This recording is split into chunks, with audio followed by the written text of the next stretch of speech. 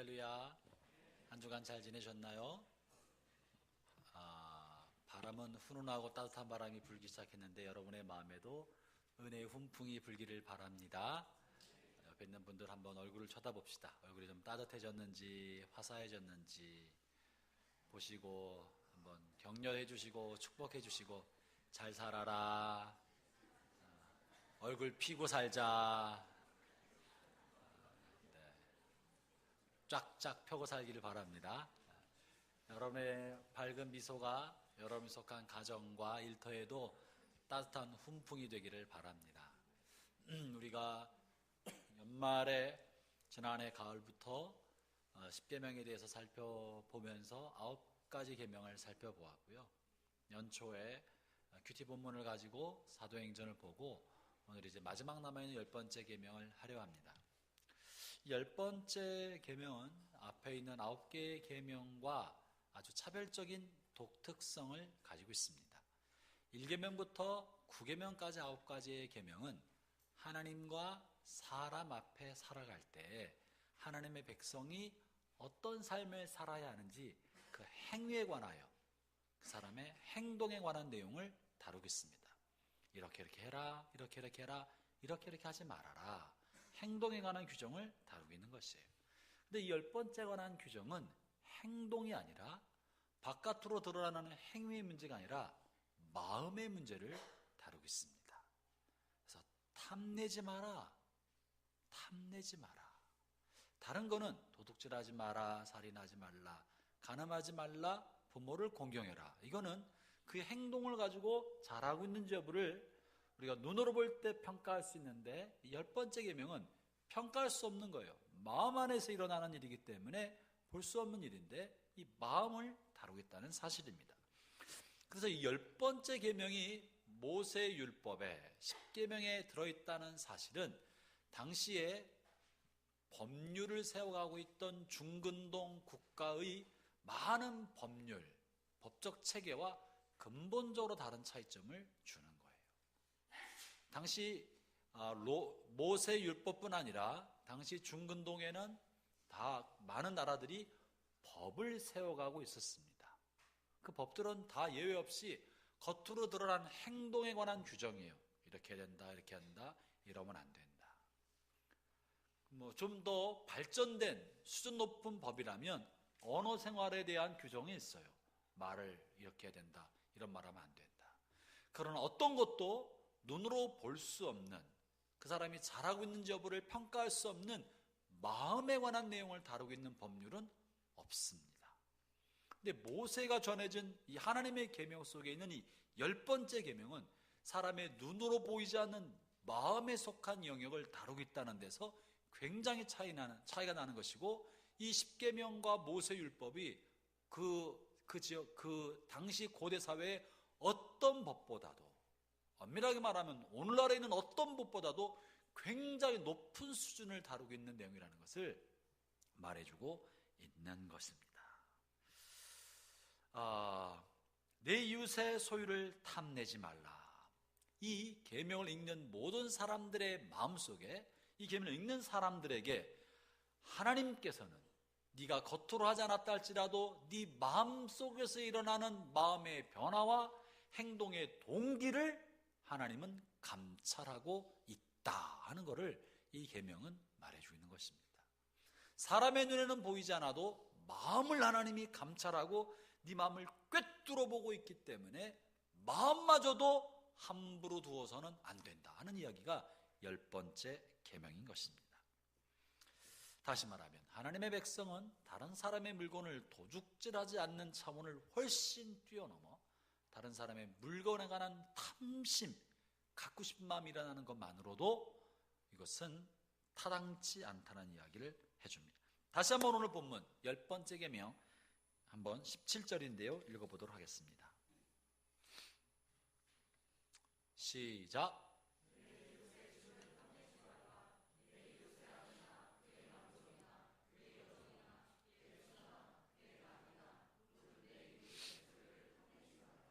네, 내 이웃의 집, 소유를 탐내지 마라. 이 말은 다시 말하면 내 것이 아닌 것을 탐내지 마라 이 말이에요. 이 탐내다에 해당하는 히브리어 원어는 마음으로 사모하다, 바라다, 몹시 열망하다 라는 뜻을 갖고 있는 거예요. 마음으로 사모하다, 바라다, 열망하다. 그래서 마음 안에 있는 일을 다루고 있어요. 근데 이것이 사실은 남의 물건을 내가 뺏어오겠다고 생각하는 것이 아니라 나도 있었으면, 나도 가졌으면, 이런 마음들이 이 탐내다라의 말에 들어있는 내용인 거예요. 근데 우리가 인생을 살아가면서 다른 내 것 아닌 거를 이렇게 나도 가졌으면 하는 마음을 안 갖는 사람이 어디 있겠어요. 뭐 요즘에 TV에 연예인 집에 이렇게 들어가서 카메라로 어떻게 사는지 인테리어를 보는 그런 거 있잖아요. 그런 거 볼 때 넓은 거실에 잘 차려진 소파, 그리고 또 큰 드레스룸에 옷이 그냥 쫙 걸려 있는 거, 깨끗한 화장실, 또 아주 화려한 침실 볼 때 나도 저런 데서 살아보고 싶다, 이런 마음 드는 사람은 극소수인가요? 나랑은 상관없는 사람처럼 앉아 있어요. 극소수만은 아니에요. 많은 사람들이 그런 마음이 들어요. 또 남자들 같은 경우에 새로운 차가 나오거나 새로운 가전제품이나 새로운 또 스마트폰, 신제품이 나오면 가져가고 싶다, 한번 쓰고 싶다, 나도 있었으면. 차를 좋아하는 사람은 신차가 나오면 카탈로그를 뒤져보면서 나도 좀 있었으면.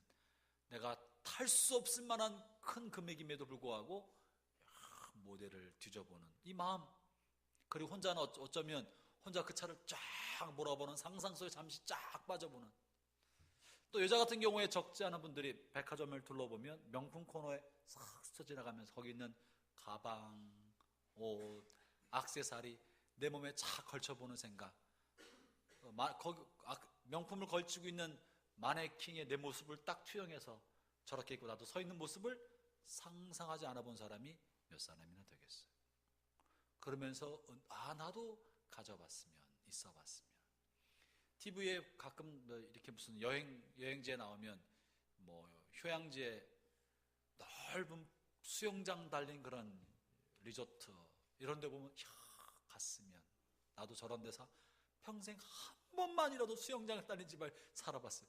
이런 생각이 가끔씩 우리 마음에 찾아올 때, 그렇다고 내가 뺏어오는 것도 아니고, 세차 지난다면 그냥 내가 다른 사람 거 훔쳐오겠다고 마음 먹은 것도 아니고, 해코지 하는 것도 아니고, 다만 마음속에 잠시 환상에 젖어보는 것, 어떻게 그것을 잘못이라고 말할 수 있겠어요? 마음에 생긴 이런 것들은 무슨 법률로 악이라고 할 수 없는 거예요. 도덕적으로, 윤리적으로 내 마음에 상상하는 거 아무에도 대가 되지 않는 것을 아무도 죄로 여기지 않습니다. 심지어 우리 양심의 법도 그저 그런 것을 악이라고 규정하지는 않습니다. 그럼에도 불구하고 오늘 성경은 그것도 탐심이고 10번째 계명을 어기는 것이라고 말하고 있는 거예요. 여러분 한번 잠깐 생각해 볼까요? 여러분 생각하기에 10계명의 10가지 계명 기억하시나요? 마치 전혀 안 들어본 사람처럼 앉아 계시는 분들이 많으시네. 10가지 계명 기억하시나요? 생각을 한번 해보세요. 10가지 계명 중에서 하나님이 가장 엄격하게 다루시는 것, 준엄한 심판과 무서운 형벌이 있는 가장 근본되고 중심되는 계명은 뭐라고 생각하세요? 탐내지 말라? 나 외에 다른 신을 섬기지 말라는 제일 첫 번째 계명이 모든 계명의 근간을 이루고 뼈대고 핵심이고 뿌리인 것이 뿌리입니다. 첫 번째 계명이, 그죠? 이스라엘 백성이 심판받아서 남유다는 바벨론에게, 북이스라엘은 아시리아에게 멸망당했던 것도 그들이 우상숭배 때문에 그랬다고요. 그래서 우상숭배야말로 모든 죄의 뿌리요, 하나님이 가장 싫어하는 죄입니다. 그럼 다시 물어볼게요. 10가지 계명 중에 그래도 그 죄의 형벌이 가장 적을 것 같고 경중을 따질 때 가장 약할 것 같은 건 어떤 거예요? 안식일? 안식일쯤이야 까짓거 빼먹어도 바쁜 일 있으면 직장에 출근해야 되는데 어떡하겠어 그죠? 네. 또 다른 거 있어요? 사실은 안식일은요, 안 지키면 돌 맞아 죽었어요. 안식일 날 무거운 짐을 들고 조금 많이 걸어가기만 해도 맞아 죽었어요. 결코 안식일은 소리 여길 만한 만만한 계명이 아니었어요.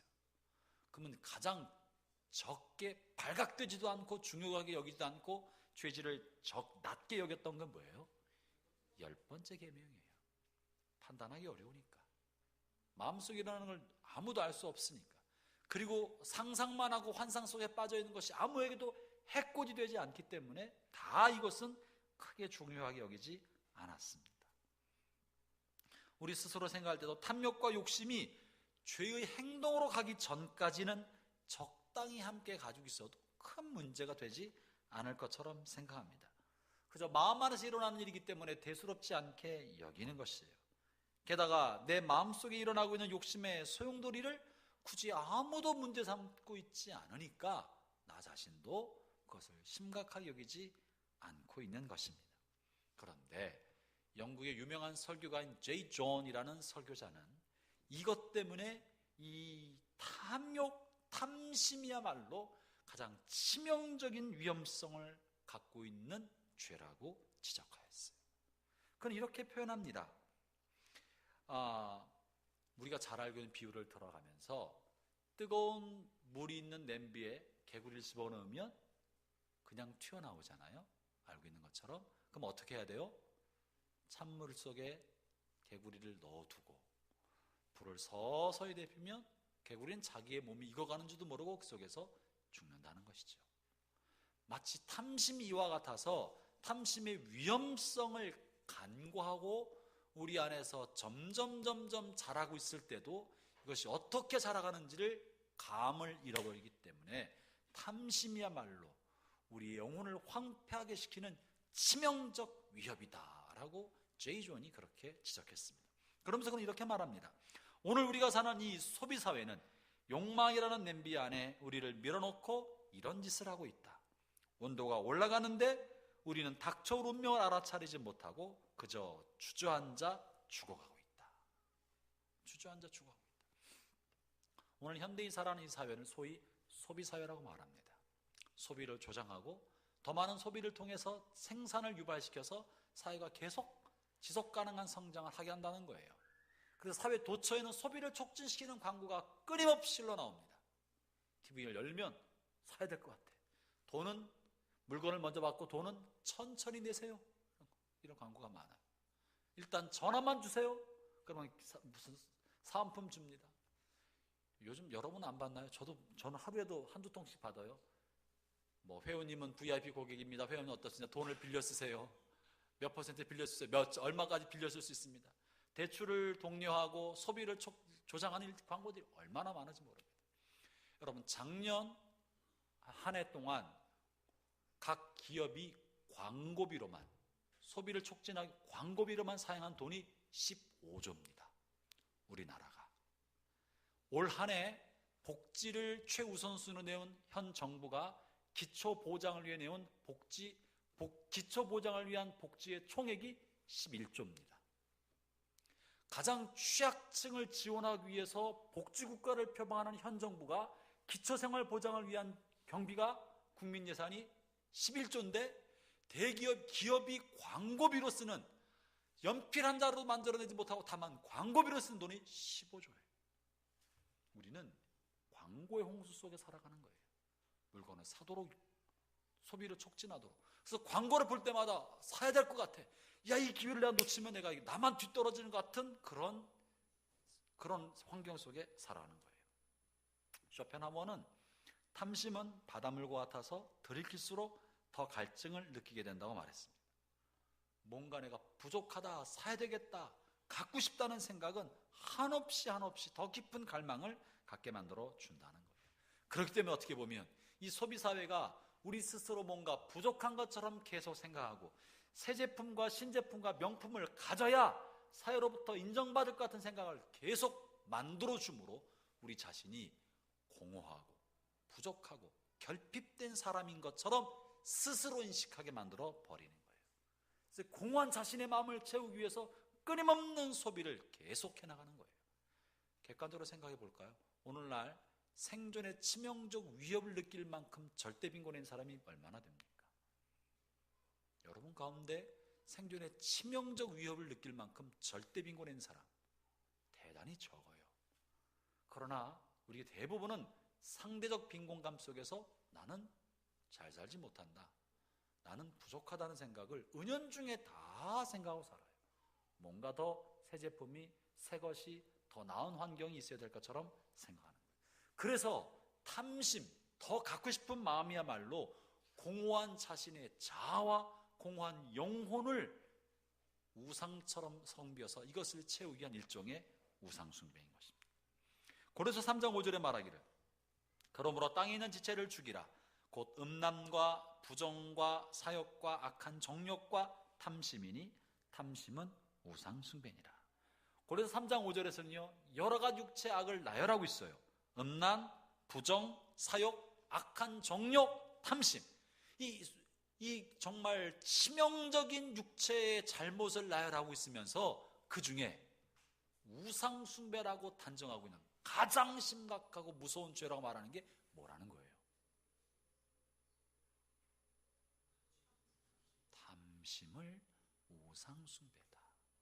음란이 우상숭배다라고 말하고 있지 않고, 악한 정욕이야말로 악질적 우상숭배다라고 말하고 있지 않고, 탐심이 우상숭배다. 우리는 악한 정욕이나 음란이나 사욕이나 이런 것들을 더 무서운 죄로 생각하고 있는데, 골로새 3장 5절에 바울이 전해준 바에 의하면 탐심이야말로 치명적인 악이요 우상숭배라고 말을 하고 있는 거예요. 왜 그렇습니까? 이 탐심은 우리가 오늘 가지고 있는 내게 주어진 것에 만족하고 있지 않고 다른 것을 계속 보게 만드는, 마치 밑 빠진 항아리처럼 더 다른 것에 관한 욕심을 계속 갖게 만들기 때문에 그러한 거예요. 탐심은 오늘 내게 주어진 하나님의 은혜를 생각지 아니하고 없는 것을 계속 동경하게 만드는 것이 탐심인 거예요. 결국 그거는 우리 자신이 하나님이 베푸신 은총을 망각하고 하나님이 주시지 않은 다른 것을 동경함으로 불만족과 원망과 내면의 황폐한 내면 속에 던져지게 만드는 거죠. 여러분, 이것은 마치 그 옛날 광야를 지나던 이스라엘 백성과 흡사합니다. 이스라엘 백성이 광야를 지날 때 하나님이 그들과 함께 하셨습니다. 그들의 필요를 다 공급해 주셨습니다. 날마다 새 옷을 입지 않았으나 40년 동안 한 번 입은 옷이 떨어지지 않도록 하나님이 특별한 은혜 베푸셔서 옷이 부족하지 않게 하셨어요. 떨어지지 않는 옷. 요즘 옷이 웬만하면 헤어져서 못 입는 사람은 없죠. 그리고 먹을 것을 계속 공급하셨어요.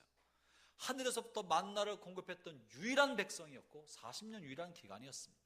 처음에 이들은 감격했지만 날마다 똑같은 만나를 삶아 먹고 지져 먹고 데쳐 먹고 볶아 먹고 똑같은 걸 반복하니까 만나나 안 만나나? 같은 거 계속 먹으니까 무슨 이제 안 만나? 이 지겨워. 지루해. 식상해. 이렇게 돼가는 거예요. 그래서 마침내 하늘에서 공급한 만나를 먹는 이스라엘 백성이 옛날 애굽에서 먹었던 빵, 마늘이 만나나? 양파, 성경에 써 있는 거예요. 부추, 양파, 마늘이 그립다. 자극적 음식 먹고 싶다. 향신료가 들어있는 고기를 먹고 싶다라는 동경심을 갖게 된 거예요. 그래서 원망하고 불평했어요. 여러분, 그 원망과 불평, 이것이 결국 그들로 하여금 하나님이 그들에게 주시겠다고 하신 약속의 땅에 들어가지 못하게 만들고 광야에서 그들이 다 죽게 만든 하나의 이유가 된 겁니다. 탐심은 뭔가 오늘 나에게 베푼 하나님의 은혜는 망각하고 내가 가지고 있지 않은 다른 것을 동경함으로 오늘의 삶을 늘 불만족하게 살아가게 만드는 것이 탐심인 거예요. 그래서 탐심이야말로 모든 죄가 들어올 수 있게 만드는 죄의 통로가 되는 거예요. 오늘 나의 삶에 만족하지 못하니까 내가 없는 것을 동경하고 그것을 얻기 위해서 지나친 방법, 욕심과 탐욕을 발동하고 무리수를 두는 것이고 그 공허함을 채우기 위해서 중독에 빠지는 거예요. 허전하고 공허하고 불만족함을 무언가 채우기 위해서 무언가에 몰입하는 중독증에 빠지게 되는 겁니다. 그래서 이 탐심은 십계명의 첫 번째 계명해야 하는 우상 숭배와 같은 죄라고 성경은 말하고 있는 것입니다. 야고보서 1장 15절에 이렇게 말합니다. 욕심이 잉태한즉 죄를 낳고 죄가 장성한즉 사망을 낳는다. 잠언서 4장 23절에서는 모든 지킬 만한 것보다 더욱 내 마음을 지키라. 생명의 근원이 이에 선합니다. 마음에 있는 욕심이 자라면 죄가 되고 그 죄가 자라면 사망, 죽음에 이르게 된다는 거예요. 그렇기 때문에 탐심, 마음의 불만족함과 다른 없는 것을 동경하는 마음이야말로 모든 죄가 들어올 수 있는 죄의 통로가 된다는 사실을 잊으면 안 됩니다. 내가 뭐 그냥 나쁜 짓 하는 것도 아닌데 그냥 동경할 뿐인데 그 동경이 욕심이 되고 점점점 자라갈 수 있다는 거예요. 형제자매 여러분, 여러분의 마음을 지키기를 바랍니다. 오늘 나에게 주어진 이 환경을 하나님이 주신 줄 알고 감사할 때 다른 사람에 대한 부러움이 사라지는 거예요. 다른 사람에 대한 부러움이 사라지는 것입니다. 그래서 다른 사람이 갖고 있는 거, 다른 사람의 남자친구, 다른 사람의 여자친구 부러워하지 않기 바랍니다. 다른 친구들의 이성관계 부러워하지 않기 바랍니다. 내가 지금 싱글이든 교제하고 있든 내 주신 상태에 만족해야 합니다. 또 한 가지 탐심은 다른 사람의 것에 대해서만 부러워하는 것이 아니라 내가 갖고 있는 것에 대한 집착도 탐심입니다. 내 것에 대해서도 집착하는 이게 왜 탐심이 되나요? 성경은 이것에 대해서도 주님께서 중요성을 가지고 몇 차례 반복해서 경고합니다. 내 것인데 내 것에 대해서 소유욕을 가지고 있는 것. 마가복음 10장 한번 읽어볼까요? 마가복음 10장 17절부터 23절 한번 봅시다.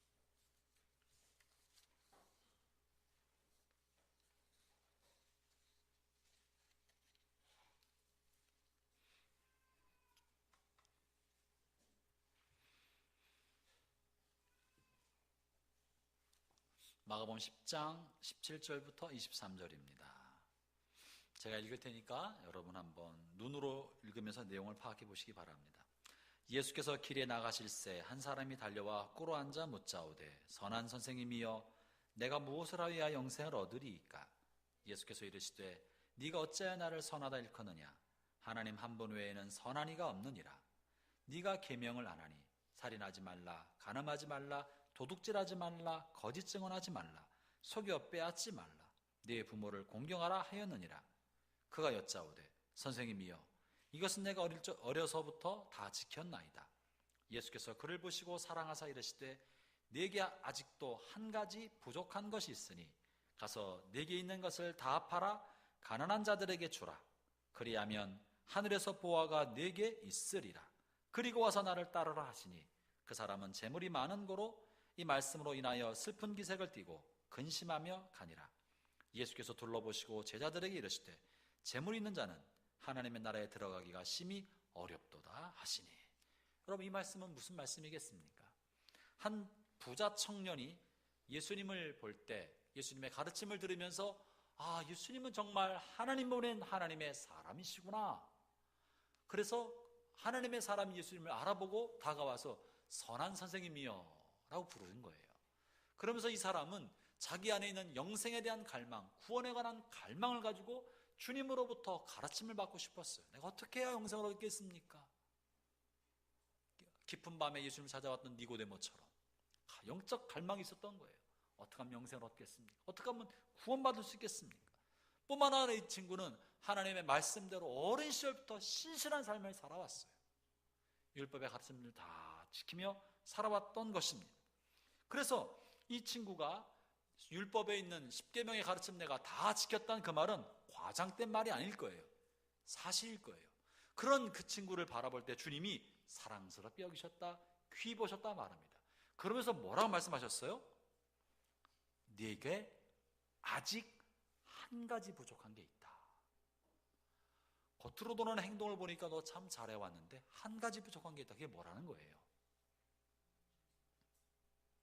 네 재산을 팔아 다 줘라라고 말씀하고 계신데, 그러면 재산을 가지고 있는 부자는 정말 천국 못 간다는 말입니까? 재산은 나쁜 건가요? 돈을 벌면 안 되는 건가요? 은행에 잔고를 많이 갖고 있거나 기업을 이루면 안 되는 건가요? 결코 그런 얘기가 아닙니다. 성경에 있는 많은 믿음의 사람과 신실한 하나님의 사람들에게 하나님이 복을 주셔서 거부가 되고 많은 부를 누렸던 경우는 너무나 많고, 그 부를 가지고 다윗은 아들이 성전을 지을 수 있도록 부를 축적해 놓았고, 솔로몬은 아버지와 자신이 번 부를 가지고 성전과 궁궐을 잘 지었고 국방을 튼튼하게 했습니다. 하나님 것을 귀히 여기셨습니다. 부 자체가 문제가 아닌 거예요. 이 부자에게도 돈 많은 걸 문제 삼는 것이 아니라 돈 많은 것에 표현되지 않는 이 부자 청년의 마음을 보신 거예요. 그건 뭐냐면, 내가 벌었으니까 이건 내 거야.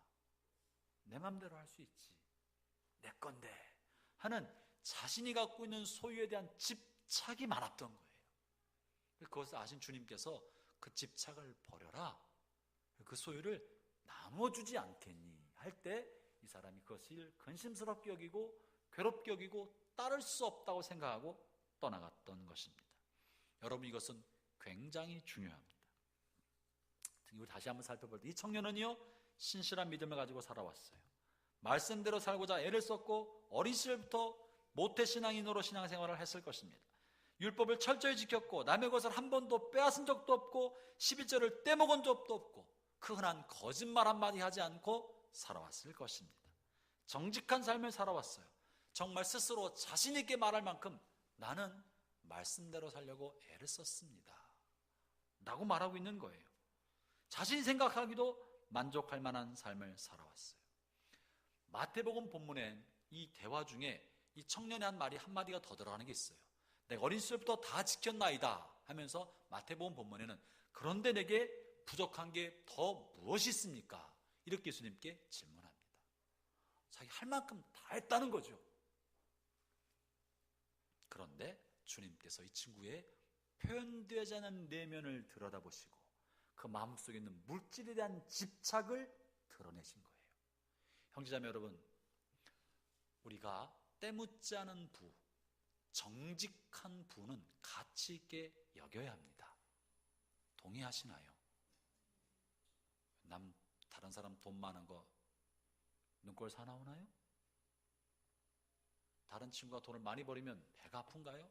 그래서 부자들은 다 지옥 갔으면 마음이 편하겠습니까? 그런 거 아니거든요. 정직하게 해서 정직한 부를 창출하고 소유하는 것은 박수받을 만한 일인 거예요. 칭찬받아 마땅한 일이고 가치 있는 일인 것입니다. 악한 방법을 하지 않고 성실하게 해서 때묻지 않은 깨끗한 부야말로 박수받을 만한 일인 거예요. 그것을 성경은 지적하고 있는 것이 아닙니다. 문제는 내가 부를 가지고 있으면서도 다른 사람, 주변 사람들의 고통받고 가난하고 핍절한 삶을 살아가고 있는 사람들에 대해서 관심이 없는 것을 지적하고 있는 거예요. 어떤 사람은 이게 왜 죄입니까?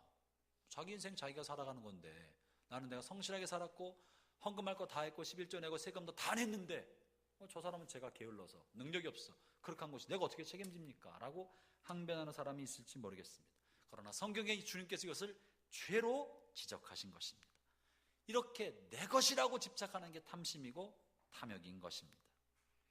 하나님께서 우리에게 주신 것 중에는 내 것이 아니라 다른 사람의 목도 나에게 준 것이 있다는 것을 믿어야 합니다. 예컨대 이런 거죠. 구약시대에 밭을 갈고 밭을 경작한 사람들에게 밭을 수확할 때 밭의 네 귀퉁이는 수확하지 말라고 하셨던 걸 아시죠? 밭의 네 귀퉁이는 수확하지 말아라. 그건 누구 것이다? 그 지역에 살고 있는 고아와 과부와 밭이 없어 농사를 짓지 못하는 이주민들, 외국인, 나그네들의 몫이다 라고 수확을 못하겠습니다. 수확하던 도중에 땅에 떨어진 이삭들은 줍지 말아라. 그 땅에 살고 있는 이주민과 고아와 과부와 나그네의 몫이고 땅이 없어 농사 짓지 못한 사람들을 위해서 하나님께서 두신 것이라고 거두지 못하게 만들었어요. 그런데 만약에 내가 수확하다 땅에 떨어진 이삭을 다 주워 모으고 밭 귀퉁이까지 싹 모아서 내 곳간에 집어넣으면 도적질한 거예요, 아니에요? 도둑질한 거예요. 내 땅에서 내가 거두는데 무슨 문제입니까? 아니요. 내 수확 중에 일부는 그 지역에 밭이 없고 땅이 없어 농사질 수 없는 사람을 위하여 내게 주신 것이라는 것이 성경의 가르침입니다. 그러면 오늘 내가 받는 수입과 월급과 사업을 해서 번 돈 중에는 다 내 것이 아니라 그 중에 일부는 가난하고 어렵고 핍절한 삶을 살아가는 사람의 몫으로 그들에게 나눠주기 위하여 내 밭에서 나게 한 것이 있다는 거예요. 아멘. 아멘 해야 돼요. 이게 사실인 거예요. 이게 성경의 가르침이에요.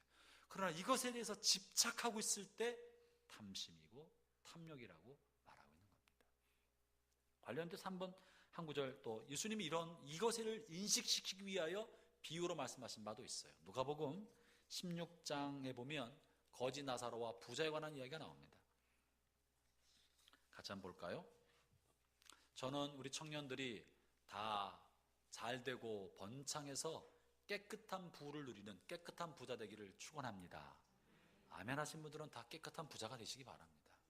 그러나 내가 가지고 있는 부 중에는 내 것이 아니라 가난하고 어렵고 고통받는 사람들에게 나눠주기 위해서 내게 맡긴 분량이 있다는 것을 확실하게 알고 있어야 됩니다. 그러지 않으면 내게 주신 것에 대한 탐욕이 있는데 그것이 탐욕인지 모르고 살아갈 수 있는 거예요. 오늘 본문 지금 읽고자 하는 누가복음 16장에 한번 이 내용을 살펴봅시다. 주님께서 비유로 말씀하신 내용인 거예요. 누가복음 16장 19절 23부터 23절입니다. 거지 나사로에 관한 이야기죠. 제가 읽을 테니까 여러분 내용을 한번 생각해 보세요. 여러분 잘 들으시면서 내용을 파악하기 바랍니다. 한 부자가 자색옷과 고운 베옷을 입고 날마다 호화롭게 즐기더라. 그런데 나사로라 이름하는 한 거지가 헌데 투성이로 그의 대문 앞에 버려진 채 그 부자의 상에서 떨어지는 것으로 배부리려 하매 심지어 개들이 와서 그 헌데를 핥더라. 이에 그 거지가 죽어 천사들에게 받들려 아브라함의 품에 들어가고 부자도 죽어 장사되매 그가 안부에서 고통 중에 눈을 들어 멀리 아브라함과 그 품에 있는 나사로를 보고. 예수님께서 비유로 말씀하신 거예요. 거지가 죽어 천국 갔고 부자도 죽어 천국이 아니라 지옥에 갔어요. 도대체 이 부자가 왜 지옥 갔는지, 물론 이 거지가 왜 천국 갔는지도 의문투성이에요. 이건 근데 나중에 얘기합시다. 근데 이 부자가 왜 지옥 갔냐고 우리는 쉽게 생각해. 이 부자의 부는 분명히 가난한 이웃의 것을 빼앗았거나 거지 나사로의 돈을 빼앗아서 자기 창고에 쌓았다고 생각하기 쉽지요. 그런 마음이 편하겠지요. 그러나 성경이 그것을 말하고 있지 않습니다. 주님이 비유로 말씀하실 때 그런 언급이 없습니다. 그러면 우리는 이 본문을 읽을 때 이 부자의 부가 죄악의 부, 탐욕의 부라고 판단하는 유보해야 됩니다. 정상적인 부고 합법적 방법으로 부를 쌓은 깨끗한 부자라는 전제를 가지고 읽어야 합니다. 뭐가 잘못된 거예요? 어떤 사람은 이 부자는 하나님을 경외하지 않았고 나사로는 하나님을 경외했다고 자기 마음대로 해석하는 경우가 성경에 그런 언급이 없어요. 왜 이 부자는 지옥 갔냐고요? 예수님의 부자 속에, 이 비유 속에는 어떠한 힌트도 나와 있지 않아요. 단지 하나 힌트가 있다면 이거예요. 부자는 고운 베옷, 비싼 옷을 입고 호화롭게 즐기고 살았어요. 자기가 열심히 일한 거니까 쓰고 살았어. 그런데 그 집 앞에 가난한 나사로가 고통스러운 질병 속에서 집 앞에 있었어요. 부잣집에서 나온 음식물 쓰레기를 먹고 살았어요. 부자가 이 나사로를 돌봤다 돌보지 않았다. 돌보지 않았다. 본문의 내용은 그 내용인 거예요. 단 한 번도 부자는 이 고통받고 있는 나사로의 질병을 치유해 준다든지 자기 식탁에 불러서 식사 대접을 하지 아니하고 방치하고 있었어요. 아무리 찾아봐도 그거밖에는 없는 거예요. 그것 때문에 이 사람은 지옥 같다는 이야기를 주님께서는 하고 싶은 거예요. 여러분이 갖고 있는 재능과 물질과 부와 그 무엇이라도 그것은 여러분 자신만을 위해 하나님 여러분에게 준 것이 아니라 빈곤하고 어렵고 도움이 필요한 사람에게 나눠줄 몫이 여러분이 현재 가지고 있는 것 속에 들었다는 사실을 믿어야 합니다. 이게 그리스도인과 세상 사람들의 차이점인 거예요. 이게 깨끗한 부를 추구하는 사람들과 깨끗한 부를 넘어서 내가 가지고 있는 것들은 다 하나님께 손에 붙들려 세상을 섬기는데 쓰임받도록 내게 주셨다는 그리스도인의 기업과 그리스도의 부자의 정신과의 차이점인 것입니다. 만약 내가 벌었으니 내 것인지 왜 내가 본 걸 내 맘대로 못 쓰냐라고 생각하는 사람에겐 이 본문이 딱 맞는 거예요. 이 부자는 어떤 악행을 한 사람이 아닙니다. 죄악을 진 사람이 아니에요. 다만 가난하고 고통받는 사람에 대한 연민과 동정심이 없었다는 거예요. 그게 죄가 된 것입니다. 나의 곳간을 열어서 도와주자는 것, 그것이 탐욕이고 그것이 죄라는 것입니다. 이 십계명 10번째 계명은 바로 이런 사람에게 던지는 주님의 경고의 말씀인 것입니다. 종교기자 루터는 이런 관점에서 십계명의 10번째 계명을 해석해서 그의 글에 남긴 바가 있습니다. 한번 들어볼까요? 루터가 어떻게 본문을 해석했나? 해석해 주석을 달았나? 제가 읽어보겠습니다. 이 마지막 계명은 세상이 불의하다고 생각하는 사람이 아니라 바로 가장 정직한 사람, 이전 계명들을 범하지 않았기 때문에 정직하고 의롭다고 칭찬받기를 바라는 사람을 염두에 두고 있다. 모든 사람은 자신이 할 수 있는 온갖 것을 손에 넣으면서도 각자 다른 사람은 각자 자기 스스로를 돌봐야 된다고 생각하며 그들을 내버려 둔다. 그러면서도 스스로 정직한 채 한다. 우리는 정의를 가장해 교활한 속임수와 비열한 책략들을 생각해낸다 라고 루터가 본문 이 십계명 10번째를 주석하면서 말하는 것이에요. 내용이 뭐예요? 각자 자신의 인생을 살아가니까 나는 내가 열심히 번 돈으로 내가 쓰면 그리고 정직하게 살아왔기 때문에 문제가 없다고 생각하는 것이야말로 얼마나 비열하고 교활한 속임수냐라는 얘기를 해주고 있는 것입니다. 형제자매 여러분, 오늘 이것은요 당시 종교개혁 때뿐만 아니라 오늘날 이런 기독교 사회를 살아가는 우리들 마음속에 또 복음주의적 믿음을 갖고 살아가는 우리들 마음속에 암암리에 들어와서 독버섯처럼 자리 잡고 있는 탐욕의 마음과도 동일합니다. 최근에 미국의 복음주의 교회의 지도자 중에 한 사람 조지 바나라는 사람이 복음주의 교회 성도들을 대상으로 통계조사한 바가 있습니다. 그 통계 자료에 의하면 미국의 복음주의적 신앙의 대다수의 그리스도인들이 자기 자신을 신앙이 좋은 사람들이에요. 자기 자신을 얼마나 높게 평가하고 있는지를 보여주고 있는데 그들은 생각하기를 자신은 우상을 갖고 있지 않고 부모에게 순종할 의무를 게을리하지 않았으며 자신들은 살인이나 간음이나 도둑질에 대해서 결백하다고 믿고 있다는 사람이 80%가 넘습니다. 그리고 응답자 중에 절반은 자신은 거짓말로 하나님의 영광을 가린 적이 없으며 10계명 중 어느 한 계명도 심각하게 위반한 적이 없다고 대답했습니다. 대부분은 나는 괜찮은 신앙인이라고 생각하고 있다는 것입니다. 그러나 그들은 가난하고 고통받는 이웃에 대해서 그리고 제3세계에 살아가고 있는 어려운 사람들에 대해서 어떤 양심의 가책도 일말의 책임감도 갖고 있지 않았습니다. 그렇기 때문에 하나님은 그런 사람들에 대해서 십계명 10번째 말씀을 가지고 경고하고 계신다는 거예요. 우리의 삶은 다른 이웃에 대한 책임감을 가져야 한다는 거예요. 다른 사람 것을 욕심내는 것뿐만 아니라 내가 주어야 할 것을 주지 않는 것도 탐욕이라고 말하고 있는 거예요. 나 자신이 쌓아올린 자기 의에 도취되어서 이 정도면 나도 괜찮은 사람이라고 생각하는 영적 나르시즘에 빠져서 어리석고 오만하기 짝이 없는 자기 의의 바벨탑을 쌓아가고 있는 현대 신앙인들에게 10번째 계명은 도전을 주고 있는 것입니다. 우리의 마음을 향해 고발하고 있는 것이죠.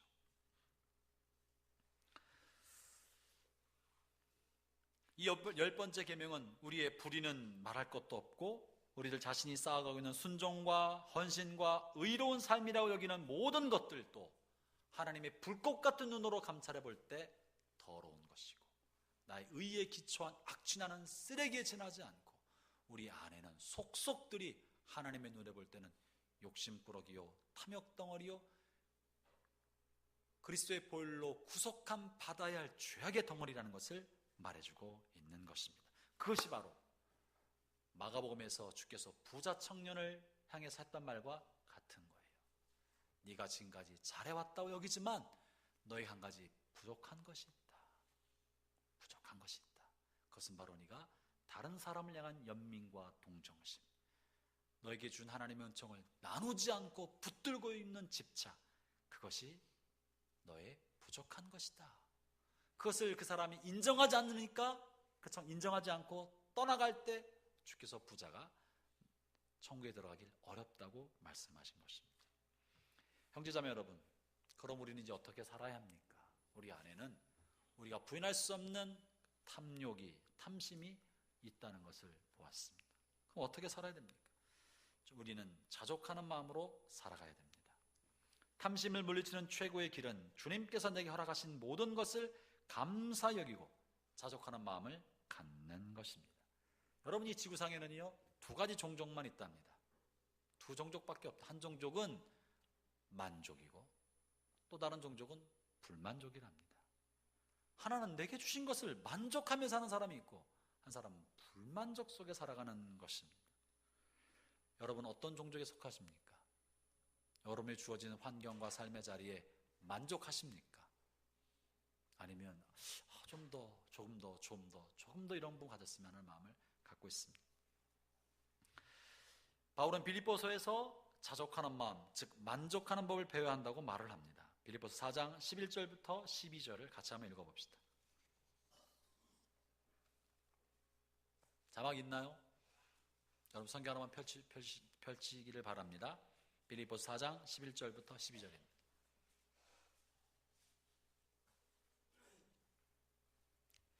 같이 읽겠습니다. 시작. 내가 궁핍함으로 말하는 것이 아니라 어떠한 형편에 처하든지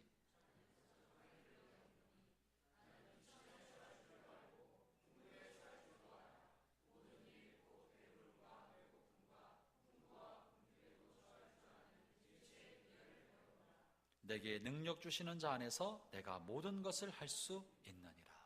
이 바울의 놀라운 고백은 바울이 핍절하고 궁핍하고 가난해서 먹을 것이 없는 지경에 처했지만 그 속에서 나는 만족하는 삶을 살았다.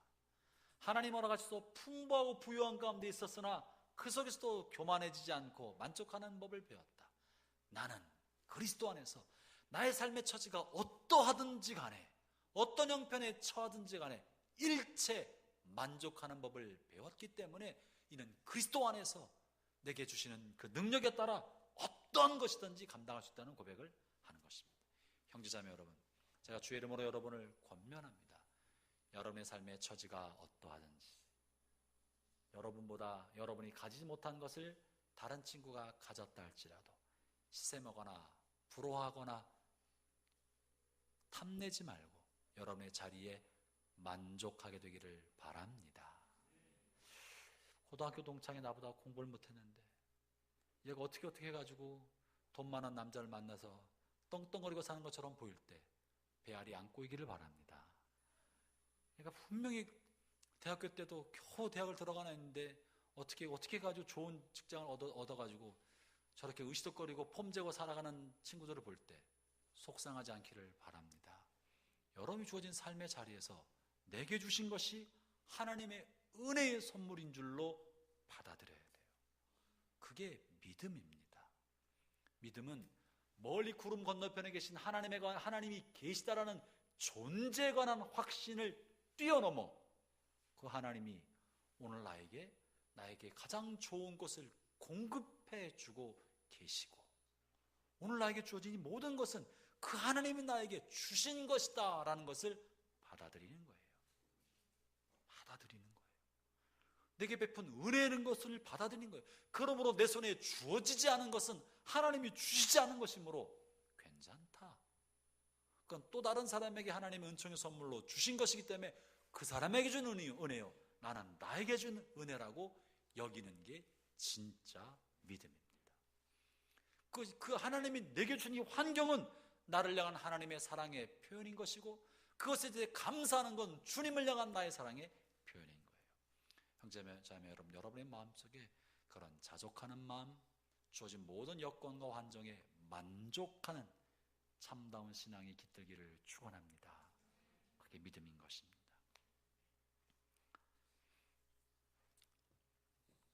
웨스트민스터 소요리 문답의 10번째 계명에 대해서 포괄적으로 해석하면서 이렇게 가르치는 바가 있어요. 들어보시겠습니까?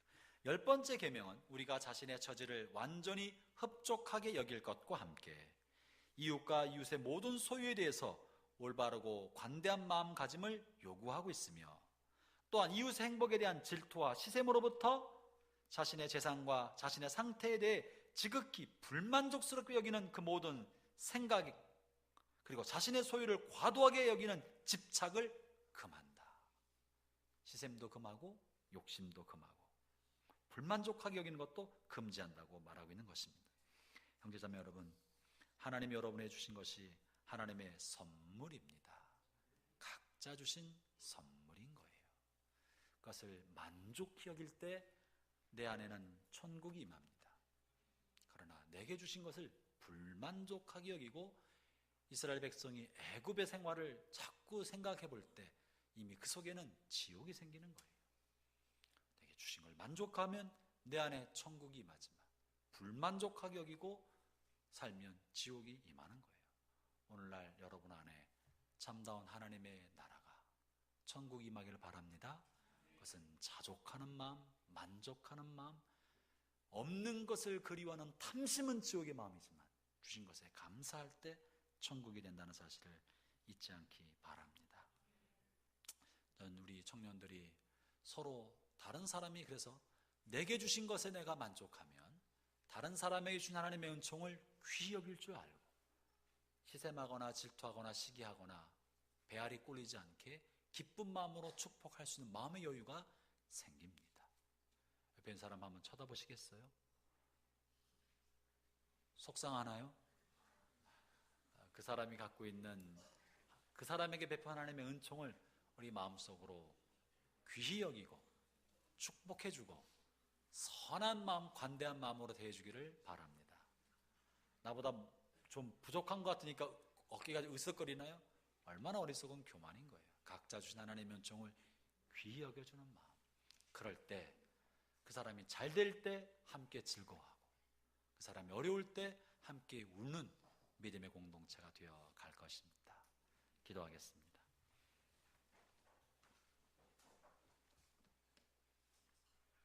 이 시간 잠깐 같이 기도할까요? 형제자매 여러분, 여러분의 삶의 자리의 처지는 어떻습니까?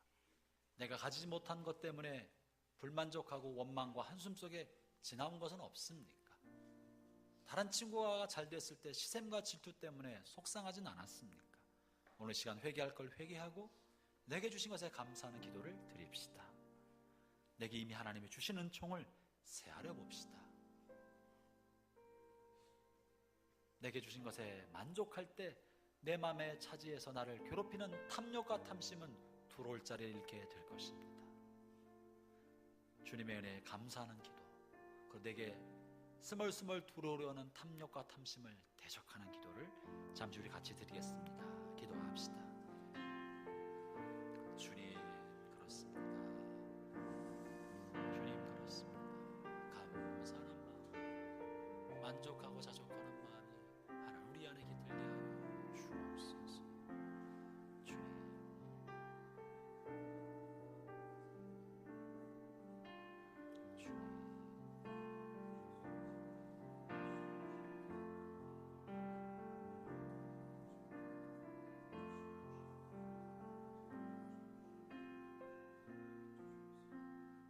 하나님 아버지, 돌이켜 생각해보면 모든 것이 다 하나님의 은혜입니다. 때로 우리의 삶이 거친 광야를 지나는 것처럼 여겨질 때가 있었고, 깊은 강을 건너는 것 같고 풀무 속에 들어가는 것처럼 고난의 역경과 환난의 쓴물이 우리에게 덮쳤을 때도 있었지만 그 모든 과정 속에 주님께서 함께 하셨습니다. 그리고 오늘까지 이르게 해주셨습니다. 하나님의 은혜입니다. 내게 없는 것을 부러워하지 않고 내게 주신 것에 감사하고 그것에 만족하는 법을 배우게 하여 주옵소서. 오 하나님 아버지, 주님이면 족합니다. 주님이 모든 것 되십니다. 오 하나님 아버지, 주님으로 인해 만족하고 그 안에서 기쁨을 누리고 그 주님과 동행하는 우리의 생애가 되게 하여 주옵소서. 예수님 이름으로 기도합니다.